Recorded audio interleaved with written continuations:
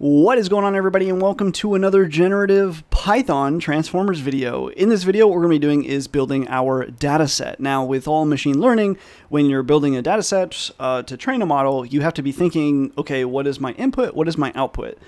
With the Huggingface transformers library that we're going to use to train this model, there is a little bit that gets abstracted away for you, but you still probably want to be thinking about this. So with there's kind of two major styles of transformers. You've got the OpenAI's GPT, which is generative pre-trained transformer, and then you've got the BERT style model, which is bidirectional encoder representations transformers, something like that. The verbiage is slightly different, but that's what the letters stand for.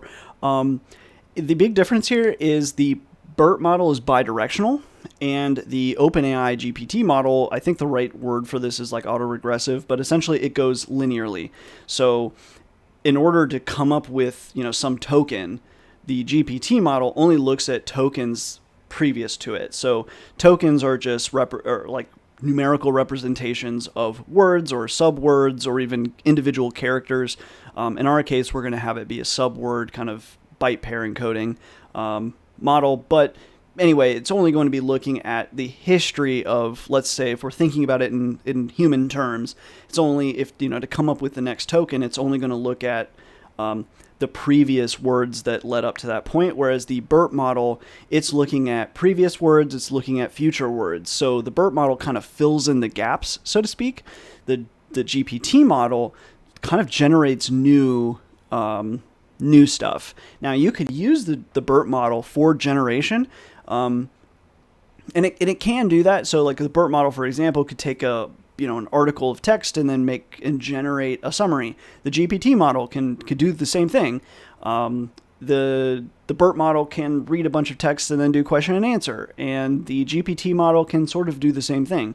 So they both can do the same thing, but for sure the GPT model generates like strings of data better. But for programming, you might kind of both are useful. So anyway, I plan to play with both, and for us, the data set that is going to be training these models is basically going to be the same, and that's going to be a line-by-line data set. And I think in terms of describing some of the changes that we're going to make to these Python files, I think we'll just start coding and I'll explain them as we get to them. So I really think there's like one major change. So anyway, I'm going to take some of the code from part 2, like our imports. We're going to take OS, the curtsies formatting. If you're not on Ubuntu, I don't think this, or Linux, I don't think this works. So just don't use it when we use it. And then finally, we once again will be iterating through directories. And we'll just tab this over. Cool. Okay, so the first thing we want to do is we have all these Python files, but each file, ideally, will be let me get rid of this before it gets in my way. Each file is going to have, a variety of length. Okay, and our model is, we might use GPT-2, which I could have this wrong. I think it's a 1024 maximum length of tokens. We can also change that, especially because I think to start we're gonna train this model from scratch. But again, the P in GPT stands for pre-trained. And the idea is true for both of the GPT model and the BERT model. The idea is you pre-train the model like the BERT model is just fill in the blank. The GPT model is trained by, trying to predict the next token from a string. Both of these models, the idea is you pre-train them on that very simple task, and then you can fine-tune them to do all kinds of just crazy tasks. So, or you could just continue to generate or fill in the blank if that's what you want. But the step 1 is to train it. Step 2 is generally to fine-tune it on something. So yeah. So what we want to do is we want to specify some sort of maximum length. And I think what we're going to say for now, and I'm going to call this car length, because so far we've not created a tokenizer. So we actually we have no idea what will be the full token length of these files. We can only guess right now. And so what we're going to go on is character length. And then what we'll do is max car length. We'll say min car length. And again, making this file, let's go with 400. Making this and like testing this and then building a tokenizer and then testing the tokenizer to see what are the lengths. Because ideally, so if our model's maximum context is, say, 512 tokens, then we'd ideally like our samples to be as many as possible, as close as possible to 512. Now, some files aren't even going to have that much. But yeah, so first we're going to base this off of characters only. So, you know, again, when you tokenize, since we're going to use byte pair encoding, it's going to be kind of these subwords. So it'll be like dir path or a D or DI and then R and then path might be so this might be 3 tokens. This might be 2 tokens. Or what we're going to do is we're just going to go character by character. We're just going to count the characters. That way we never have more tokens than we're allowed to have. I want to say if you had more, it would trim the top, but I just can't remember. So anyway, we can work on this more once we have our a tokenizer made from a data set, and then we can kind of tweak it from there. Because again, the tokenization is really fast, and making the data set is pretty fast. I mean, going through 100 gigs of data is going to probably take a while, but from what I've seen from the tokenizer from Huggingface, it's fast. So we can fix this more later, but for now we'll use these numbers. So the next thing is we want to read each of these files, and then we want to know for dir path, full path. First off, let's go ahead, full paths. We'll just make that an empty list, and then we'll say full path. Full paths dot append full path, and let's see print len full paths. This will just tell us how long does it take. We don't need to use t. For some reason, someone will point out before this video is up, but someone will hopefully point out why. Last one. This is the downside of copy and pasting. Anyway, someone will probably point out what I did wrong with TQDM. What else? Let's see if we've screwed up anything else. I think we'll be okay. I thought this would go pretty quick. This isn't a big data set. There we go. So in this case, we've got 39,000 files. And what we're going to start with is 512. Again, I think the GP2T default is 1024 for the context line.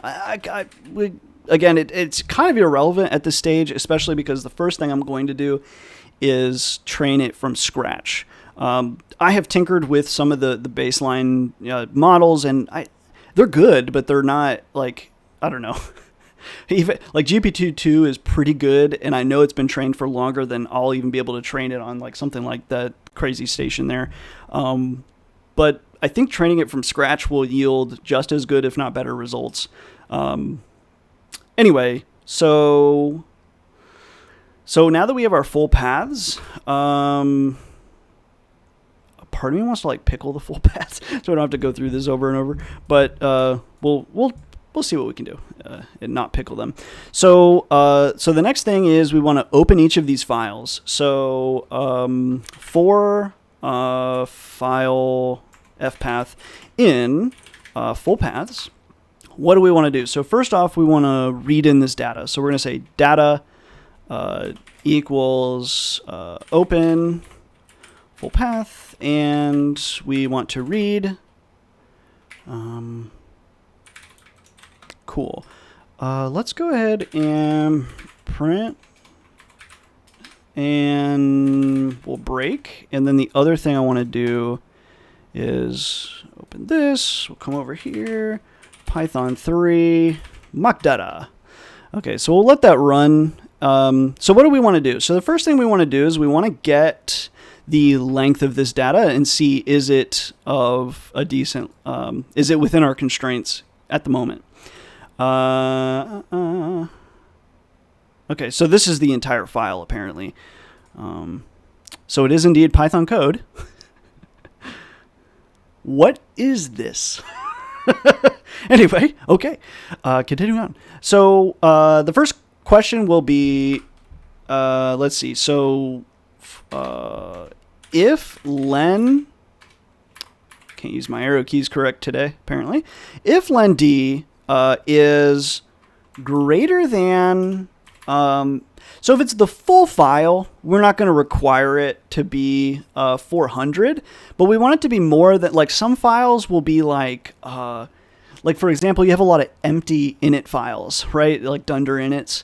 We don't want that. I'm trying to think of what else we might have. I won't really know. I'm just going to throw in a number, 15. It should be more than 15 characters and we're happy with you. And then it needs to be less than or equal to the max character length. If that is the case, let's print D, and then we'll break. Don't print this one. We'll rerun that. While that's running, we'll continue working. So the first thing we need to do is we need to get this all on one line. So again, this is unacceptable. It's got new lines. And if like it literally has new line characters. And we could pass like a \n to the model and it probably would learn. But the problem is there's so much other Python code dealing with the encoding and decoding. If you pass a \n, chances are it's going to add another / to the n. And as you continue going back and forth encoding and decoding, my best guess is you're going to start with a \n and you're going to end with like 4 or 8 backslashes when you get done. So, because it's going to be escaping these escape characters, and that's just no good. So, so instead, what we want to do is we want to just find and replace a new line character with some other new line character. So, what we're going to say is new line character, and we're just going to something hopefully short. So, we're going to do this. This is going to be our new line character. Now, let's come in here. Okay, so this is an example of a file that is within our limits. Makes sense? Cool. That's such a basic thing. We might even want to like, this is a good example of maybe not good enough. Maybe, I'm not even sure. I wonder what the length of that actually is. Print D. Let's go ahead and print len D. And we'll go ahead and save that. Come back over here. Let's go ahead and run that one more time. Move this over. And then let's go ahead. Let's do print D. Let's say FD, so formatted data, is equal to D.replace. And what we're going to replace is all new line characters with whatever we set as the new line character. So apparently that's 90. I think we want more than 90. I don't know. We'll see. Let's see what we wind up with. We'll just go ahead and run that. So we know len full paths. We already know we had like, so we know we have 39,000. Let's just see like how much we end up losing. Because we'll have, you'll see in a second, we'll wind up with more. One way we're going to toss data. Another way we're going to, let's make it 100. We're going to make more from one file. So let's go ahead and run that again. And did we print that? No, we didn't. Let's just break that real quick. I want to print that out while we print FD. Probably should use colors. Okay, so while that's running, what do we want to do now? So now we have that is done. So that's one way that we will, okay, so that's one way we'll do stuff. So here is the kind of new line fixed example. So that's one way that we will take samples, but many files are going to be much, much larger than this, and we want to be able to handle for those as well. So the next thing is else.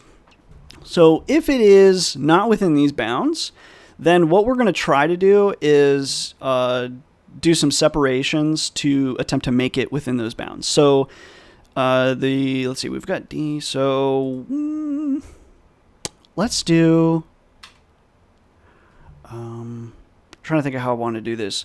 Probably a double. We would split by, so you've got this triple new line or a double new line. We could split by triple new line, but my fear is that we're not going to get that many. I think we should split by double new line, but then if we only do that, we're going to wind up with slices within, you know, classes and stuff like that.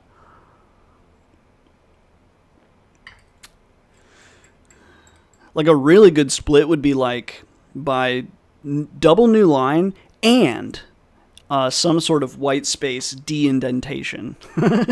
But I'm just not smart enough for that, unfortunately. I don't really feel like doing that right now. We really just want to see, does it work? And again, you can always go back and change this kind of, like this won't be too hard to go back and fix. So I think what we'll do is we'll say SD for split data is equal to d.split by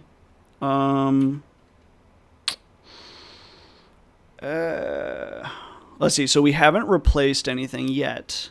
So let's go ahead and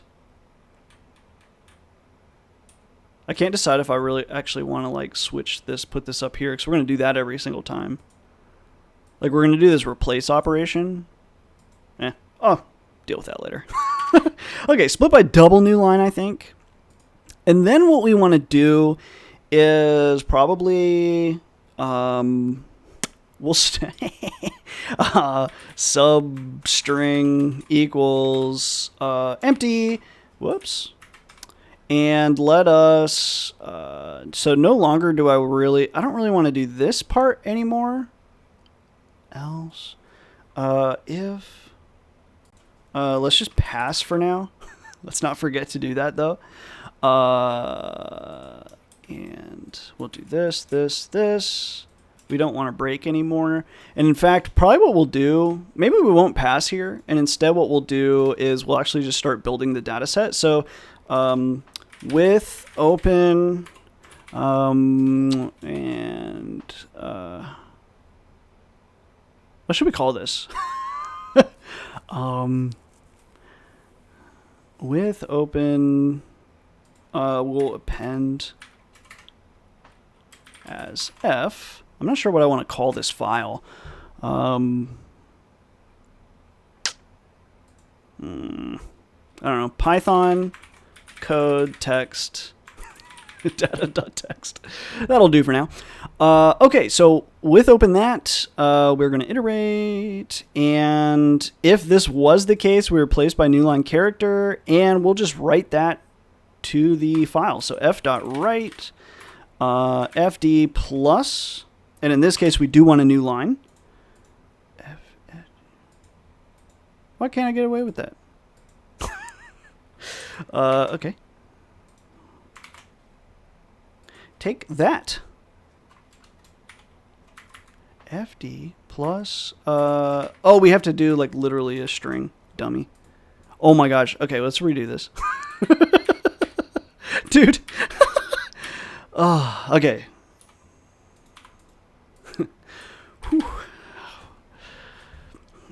I think that's what you call a brain fart.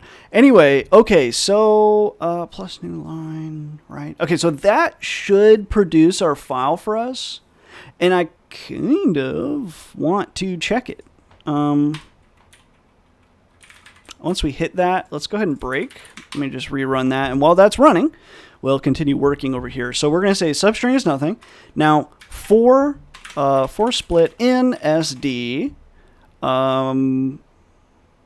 we're going to substring. This is a toughie. Shoot. I think I do want to.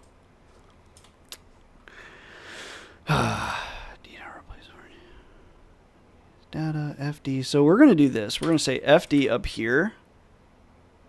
Okay. That doesn't change this. And then here we're going to split by we'll make this an F string. 2 of these new line characters.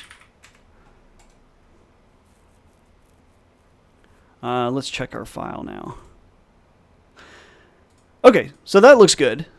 So the next thing we want to do is come over here, and so we split by new line character for split and subtract.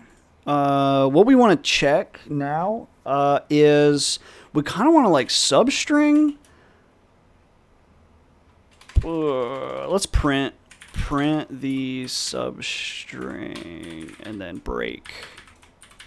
Because I can't remember, like when you split by it, I think we retain it on the string, but I just want to check that. What the heck? What are we looking at here? We are looking at, what are we looking at? Why did this happen? Print substring. Substring, oh, print split.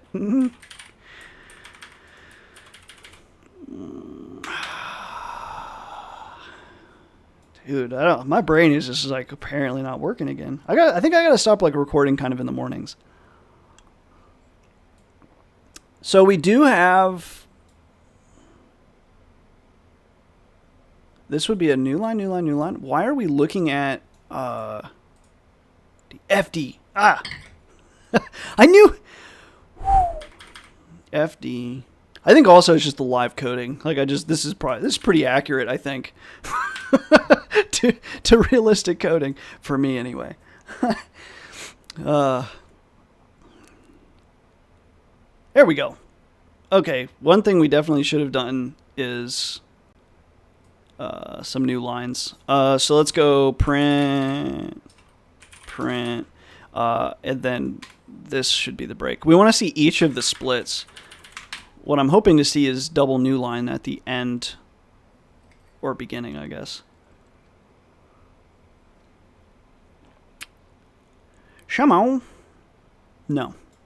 Yeah, so it just goes away. Yeah. Yeah. So we need to add it to the end. Right? We need, otherwise this would not go very well. Because we're actually going to rebuild it back together. We're going to build it back better. And hopefully be within our range. So what we want to do now then is print split. What we're going to say now is substring plus equals split plus that.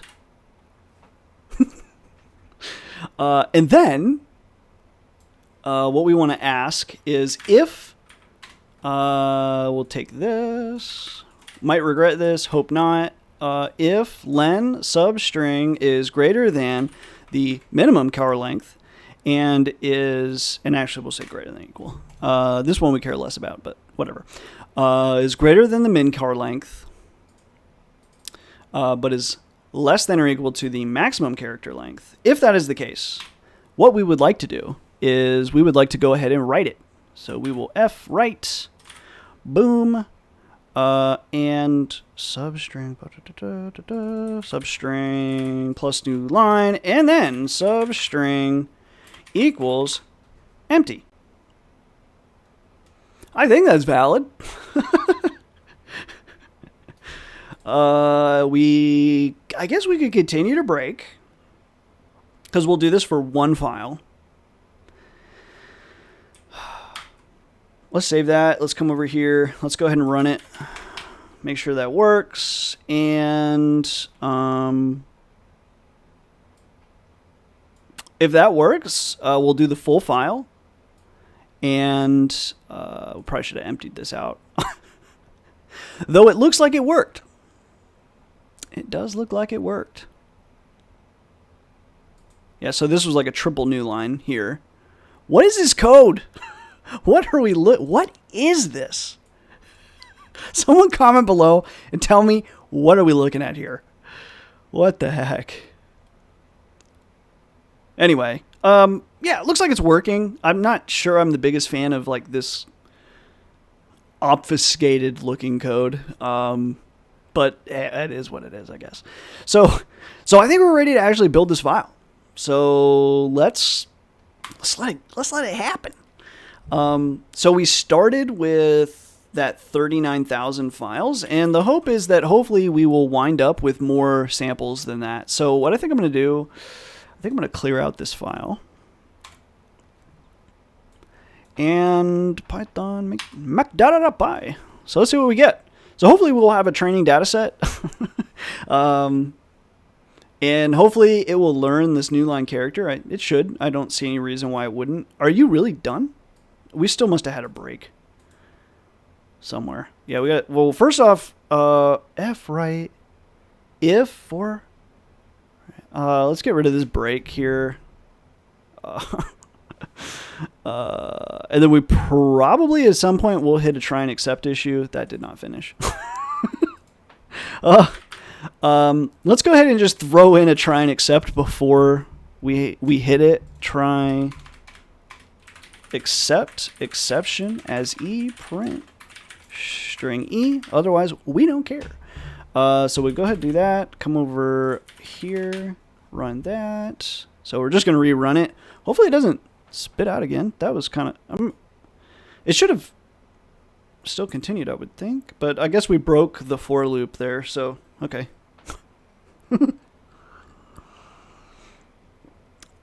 I'm just not buying it. I'm not buying what you're selling. How big is this?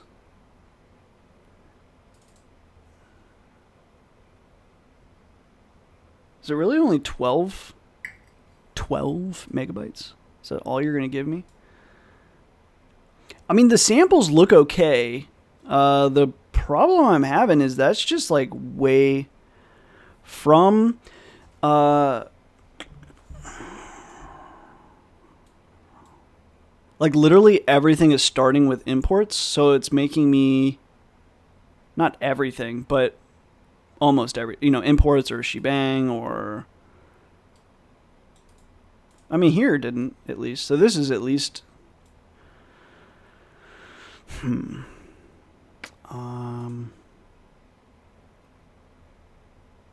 not right, so this is split substring. I feel like we're screwing something up here, but I'm not seeing. Like I would expect that we would have more samples than that.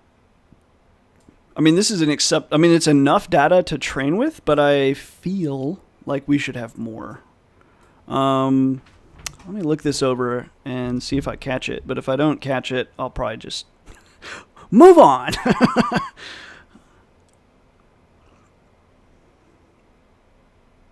SD4 split in SD. Yeah, that's correct. Split. We add that to the substring. If it is, it's possible that we want a bigger range.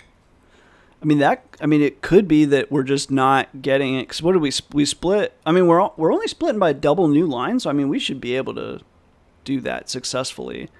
But our window is pretty small. I mean, maybe we want a bigger window, but I really don't think that's our problem.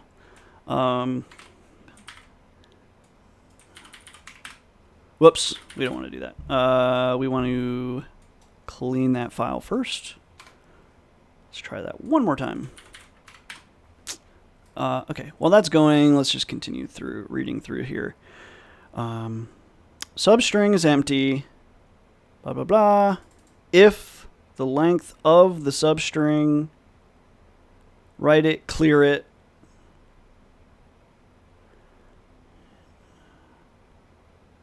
But then it should continue to iterate.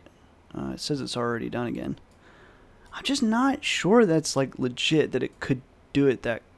First of all, I don't think it should be that quick, but also, looks like I think that's the same size, isn't it? That it was. Oh, maybe it's not. I think the other one was 12, huh? Okay, so maybe that was our problem. Maybe we just didn't allow it enough wiggle room. But I still, well, that's a different, yeah. From Flask. I mean, I guess this looks like it's working. What I would like to, yeah, I guess that's 2 of them worked. But like, what came next, and why didn't we get it? So many questions. It might have been too long. I mean, I guess that's what's going on. I mean, at least now we are seeing way more examples of not clearly the beginning of the text. And this is enough, I think, to begin to kind of train a model and just make sure it kind of works. Like this should give us something. It won't be great because it's not nearly enough data. Like you definitely want way more data than this. If I can find a decent way to host the giant data set, I will. But you can also pull it from GitHub. Yeah. Okay. So, or do your own thing. Like I just kind of assume that people would want to do maybe something else. Okay. I think I'm going to stop it here. In the next video, we will train the tokenizer. So that's great. We've got everything on one line. But again, you can't feed this information through to a model. It's not going to know what to do with this. It needs to first be tokenized, or essentially converted into text, or take the text and convert it into numerical form, so that the machine can understand it. Because it doesn't understand text. It's going to understand tokens that represent text, that map to text maybe, but they have to be in numerical form. So that's what we're going to be doing in the next video, is training a tokenizer on this data. And then probably in that next video, we will train the model. And I'll train this little itty bitty baby model, and we'll see kind of what results that we get. But I will also be sure to train the full size model, and I'll show you guys the results to that. And I can probably share that model. Like I can share the model that was trained on the gigantic data set. And again, you could take that and then fine tune it to some other thing that you're trying to do. And that model, it'll be trained on this big boy machine here. And it should be a halfway decent. Like it's not going to be amazing. We're not going to write serious code with it, I'm sure. But it will, I suspect, be much better than whatever we come up with the 75,000 examples. But anyway, cool. If anybody spots an error in what we've built here, let me know. I think the issue was just how big of a window we were allowing.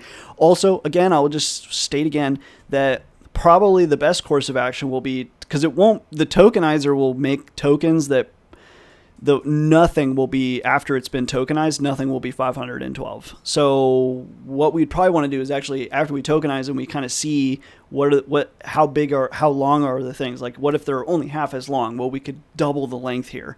So anyway, we might revisit that. Might not. Who knows? Anyway, questions, comments, concerns, you know the deal. Leave them below. If you're interested in learning about neural networks more, you should check out Neural Networks from Scratch, the book by myself and Daniel. You can check that out at nnfs.io. Otherwise, I will see you guys in another video.